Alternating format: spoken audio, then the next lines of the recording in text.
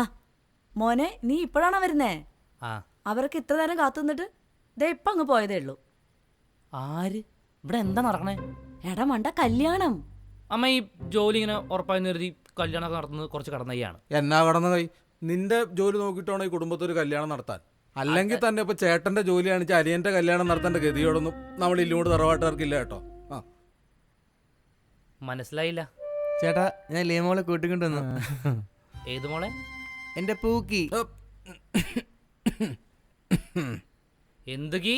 എടാ അവരുടെ വീട്ടിലൊന്നും സമ്മതിച്ചില്ലെന്നും പറഞ്ഞ് രാവിലെ ജോലിക്ക് പോയവൻ ആ പെങ്കൊച്ചിനെയും കൂട്ടി അമ്മേ, ആ ലീമോളെയും കൂട്ടി വന്നേക്കുന്നു. എന്നിട്ട് അമ്മയുടെ മരുമോളാണെന്ന് പറഞ്ഞൊരു പരിചയപ്പെടുത്തലും. ഇവര് വന്നതിന് ശേഷം ദേ പറഞ്ഞു അവരുടെ സ്വന്തക്കാരും അച്ഛനും അമ്മാവനും ഒക്കെ. പിന്നെ ഞാനിവിടെ ഒന്ന് പാകപ്പാടെ ബഹളായിരുന്നു. ഞാനിടപെട്ട സംഭവമൊക്കെ ഒന്ന് സോൾവ് ആക്കി അവരിപ്പോ അങ്ങ് ഇറങ്ങിയുള്ളൂ. എന്തായാലും ഞാനൊന്ന് പുറത്തുപോയി വന്നപ്പോഴേക്കും എന്തൊക്കെ ഇവിടെ നടന്നത്? ആ നിന്റെ പുറത്തു പോകലൊരു പോക്കാണല്ലോ. ഇപ്പൊ വരാന്ന് പറഞ്ഞു പോയാ മണിക്കൂർ കഴിയും വരാനായിട്ട്. എന്നാലൊരു കല്യാണം എന്നൊക്കെ പറഞ്ഞ അതും എടുപിടിന്ന് ചാച്ചനൊന്ന് പറഞ്ഞേ. അല്ല, നീ പറഞ്ഞൊക്കെ ശരിയാണ്. പക്ഷെ ഇവന് പെട്ടെന്ന് ഓടിച്ചാടി ഇങ്ങനെ ഒരു കാര്യം നമ്മളാരെങ്കിലും ഓർത്തോ? എന്നതാണെങ്കിലും ഇപ്പൊ കുടുംബത്തിനൊരു ചീത്തപ്പേരുണ്ടാകാതെ നോക്കണം, അത്രേ ഉള്ളൂ കാര്യം. ആ അതല്ലേ ചാച്ച പറഞ്ഞത്? ആ എടാ കെവിനെ, ഇപ്പൊ നിന്റെ വിഷമം എനിക്ക് മനസ്സിലാവും. എടാ നീയാണ് ഇപ്പൊ ഈ കുടുംബത്തിലെ മൂത്ത ആണ്ടരി. അപ്പോൾ ഇവന്റെ ഒരു തീരുമാനമാണ് നമ്മുടെ കുടുംബത്തിലെ കാരണവരെ തീരുമാനം. നീ അങ്ങ് പറഞ്ഞേ.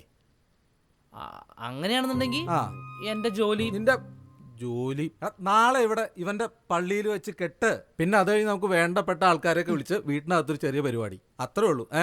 നീയാണ് എല്ലാം മുന്നിൽ നിന്ന് ചെയ്യേണ്ടത്. ചാച്ചന ഉണ്ടാവും കൂടെ കേട്ടോ. ആ ചേച്ചി, നമുക്ക് കുറച്ച് ഇതും വായിച്ചുകൊണ്ടിരിക്കുവാന്നോ?